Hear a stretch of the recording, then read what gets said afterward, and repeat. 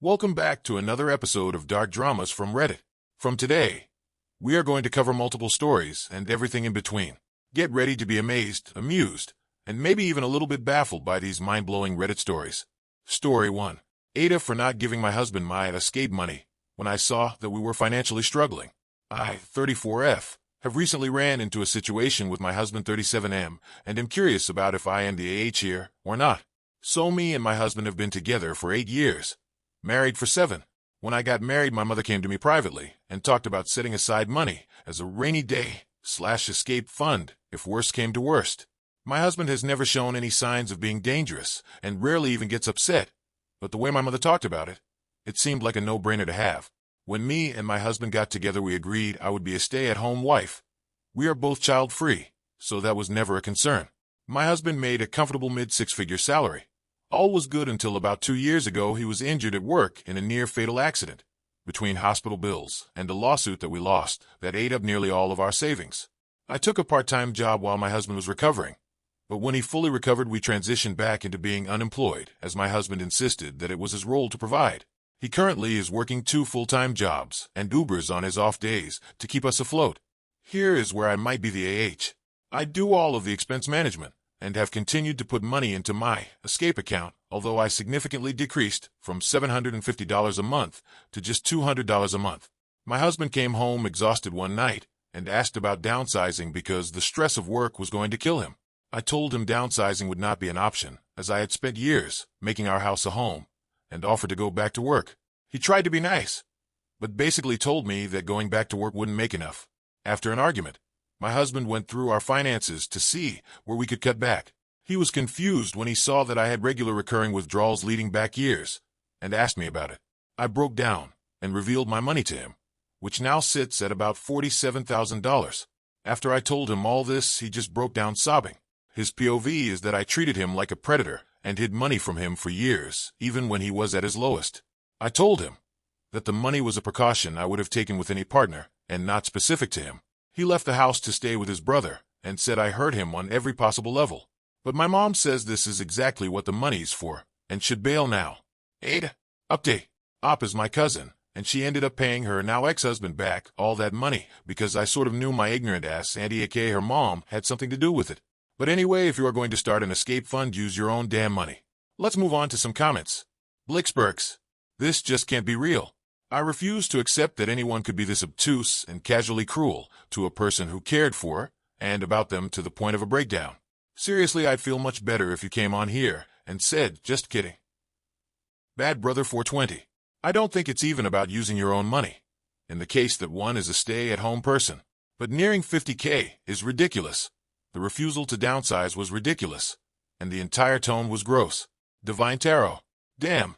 Can't say I feel too terribly much sympathy. She did the equivalent of embezzling funds, contributed to the financial struggles of the couple, and also she personally would have a parachute to jump out of the plane with while abandoning him to flounder. I don't think an escape fund is wrong, but since it wasn't specifically her money, it was essentially her committing financial infidelity on her husband. This is all on top of the fact that she refused to be a supporting factor in resolving their financial issues.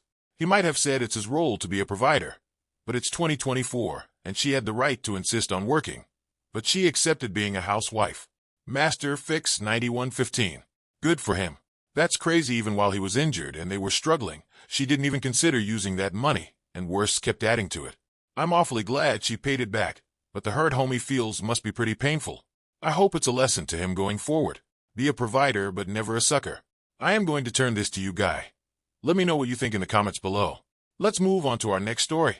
Story 2. AITA, because I pay for a maid to clean the house before I come home. I work out of town and my wife stays home with our 2 teen kids. When I'm home, I take care of the housework to give my wife a break. The kids are supposed to help around the house in return for me paying for their phones and stuff. My wife chooses not to enforce that while I'm gone. Our income is split thusly. We pay all our bills, including the kids' phones. We set aside money for retire, vacations, emergencies, etc. What is left over is split evenly between her and I. So we each have money for fun stuff separately. For the last 8 months or so, she has made very little effort to keep the house clean while I'm gone. But she gets very upset if I just let it stay messy when I'm home. She says that the kids are too busy with extracurricular activities and their jobs to help, and that she gets overwhelmed. She does not work. But kids are in high school. I bought them a car, and I pay for everything except fuel. They are responsible for getting themselves to extracurriculars and whatever else they want to do. I told her that it wasn't fair for me to have to clean up for weeks of mess on my 2 weeks off, that she should be forcing the kids to do their part. She says it's too hard. 2 shifts ago, I told the kids I was done paying for their phones and car bills. The car was paid for cash, so there isn't a loan or anything. Just insurance, registration, maintenance, that stuff. I took the money, and I pay for a maid to come and clean up the day before I get home. That way I can just maintain it until I leave. My wife is mad that the kids have to pay their own bills, and that I'm cheating by paying someone else to do my chores. I'm not. I'm paying someone to do theirs. I found out she's been giving the kids money out of her share to pay their bills. She is now mad that I have money for my hobbies, but she does not. I don't really care. She needs to do her part and clean up and parent. Let's move on to some comments. Tynet71. If you don't want to return to a messy home, that seems reasonable. If no one else is going to ensure that the home you return to isn't messy, it sounds like you found a workable solution. Assuming you gave your kids a heads up that their free ride was coming to an end, giving them an opportunity to step up their game, and they then didn't. Your solution, to me, is creative and effective. No_lavishness_3206. NTA. She chooses not to do the work. She chooses not to make your kids do chores. She chooses to pay them to do nothing. It's all on her. Cucka63. NTA. Paying for a maid to clean is an excellent idea, since your wife is unbelievably lazy. What on earth does she do all day? She also sets such a bad example to your children by doing nothing and expecting you to sort everything out. Peachy Papayas. I'm surprised your respect for her hasn't gone through the floor. She's been barely cleaning or parenting for almost a year. NTA. You should point blank ask her to get a job, so you can spend the next 8 months moaning about how cleaning is hard and the kids hate chores. Perhaps that will make her understand how useless, unfair, and inconsiderate she's being. I am going to turn this to you, Guy. Let me know what you think in the comments below. Let's move on to our next story. Story 3. Cousin Bride doesn't invite me, but many others, and later asks for money. I have a cousin from Georgia that is around 12 years younger than me. She comes up to the large northern city I live in and stays at my place each time she visits, which saves her at least $350 a night. I allow this because I wanted to have a relationship with her along with help a girl out with saving money. I was married 10 years ago, and she invited a guy to the wedding without telling me she would have a guest. This past year, she got married to that guy and told her family to keep it a secret from anyone who was not invited to the wedding like me, but my dad and his new girlfriend were. She has never met his new girlfriend, and there's a larger issue with this since my mom passed unexpectedly a year ago, and my dad started dating this woman a few months after she died. Yesterday, I received a married postcard with photos of the wedding, and on the back it asked for money for the new couple. Along with that, they didn't write anything personal at all on it. Like WTH, are you that busy you can't be bothered to write a note if you want something? Anyway, looking for good ways to call her out on this. Update. I reacted. I sent her a message which she responded to, basically blaming her mom for sending the postcards out, saying everyone was asking her for info on where to send gifts, and I said you didn't know your mom was going to send a postcard with your wedding pics and a link to donate. Who was asking where to donate? They couldn't call you and ask. And who specifically decided to send the card to me? Knowing you all were keeping the secret. Was that your mom also? Thank you all for responding, and for the 99.9999999% of you that said don't say a thing. I hear you loud and clear, and I'm working on being a better person. This morning it didn't work out, but tomorrow's another day. Let's move on to some comments. Occasionalistaby. I don't really see the point in calling her out. She obviously sees nothing wrong with her behavior. So, she's likely to just turn it around that you're just jealous or being cheap. I personally would just go and see with her. I certainly would never give her a place to stay again. Tropical Dragon 78.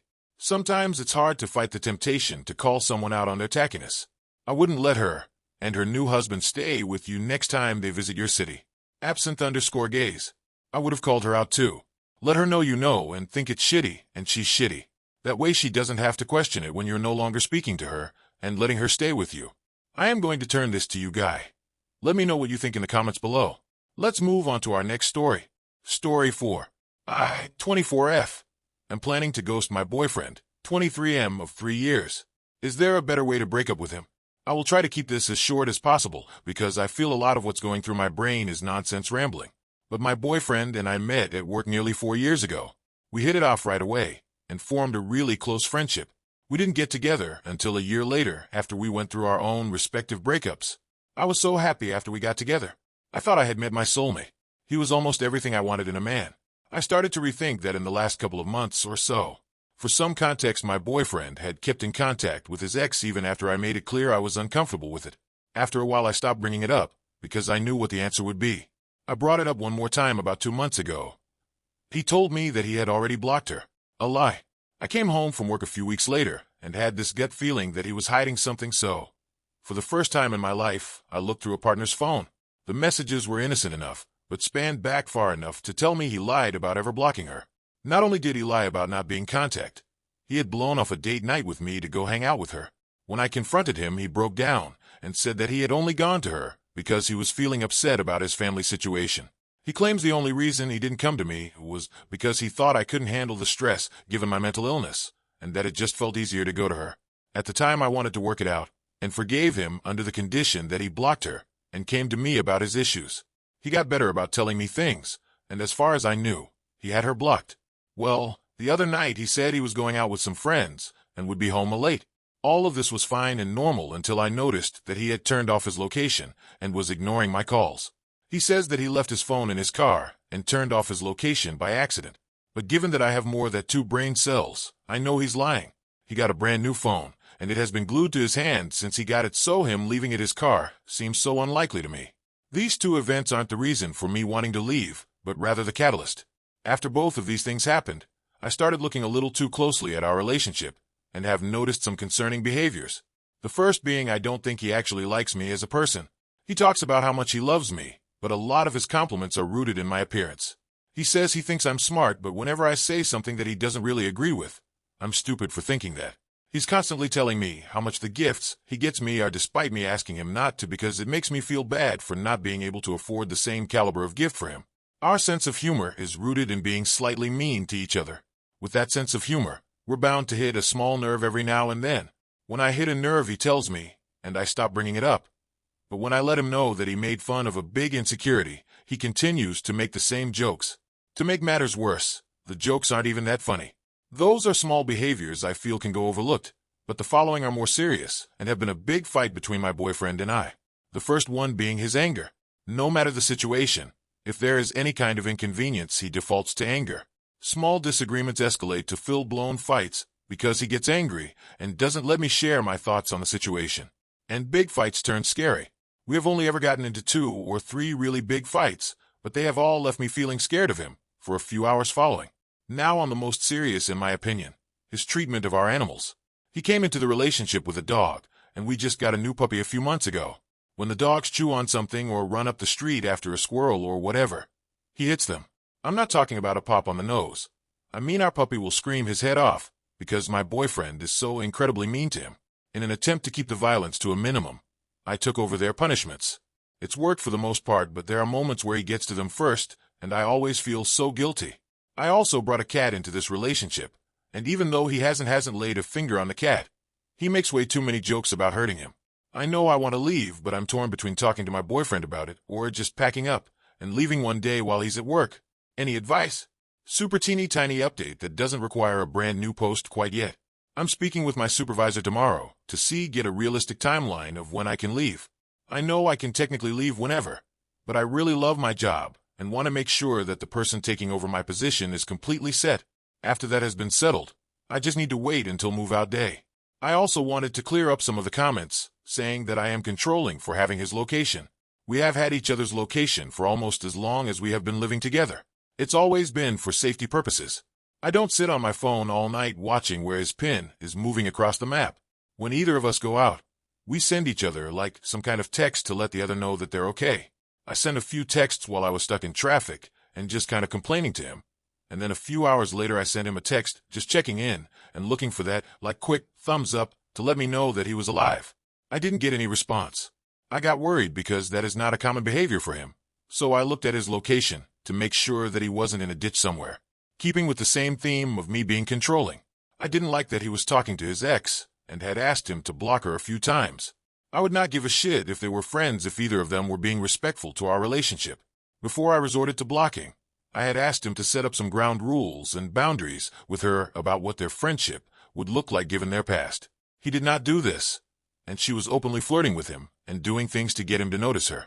She also likes to call back to back to back, like close to 15 calls within 2 minutes, when she knows we're together. So given that neither one of them respected our relationship when they started their friendship, I feel completely justified asking him to block her. If you think that makes me controlling or some heinous monster, I just don't care. Let's move on to some comments. Confused something. If you're scared of his reaction, pack your bags and your dogs and cat, and get out while he's away. He's abusive at least emotionally to you, but physically to your pets. I know it's not your fault for his behavior, but you need to do something to ensure he doesn't hit your pets, so you need to take them with you. Please be cautious and cut your losses. Short_return 3665. OP. He has made it clear that he is a violent person. I would get yourself and your pets out of that situation as quickly as possible, without him knowing. Once you're in a safe place, you can decide if you want to meet him in a neutral location to have a conversation, but don't ever let him know where you have relocated to. If he's willing to physically abuse a puppy while things are good, you have no idea how quickly or how much further he can escalate when things go bad. Cold Green Goat. Ghost him. He deserves nothing. A person that hurts animals need all the bad things to come their way. If they can hurt a dog, they will hurt you. On top of that, he doesn't respect you. It sounds like he is keeping you as a placeholder and really wants his ex. I am going to turn this to you, guy. Let me know what you think in the comments below. If you enjoyed this video, please don't forget to hit that like button, subscribe to the channel, and share it with your friends. The more people we can reach with these captivating tales, the better. I can't wait to see you all in the next episode, where we'll dive into another mind-bending, thought-provoking story from the depths of Reddit. Until then, keep exploring, keep learning, and keep spreading the love for these incredible narratives. Thank you, from the bottom of my heart. You all are the real heroes of this journey. I'll see you in the next one. Cheers!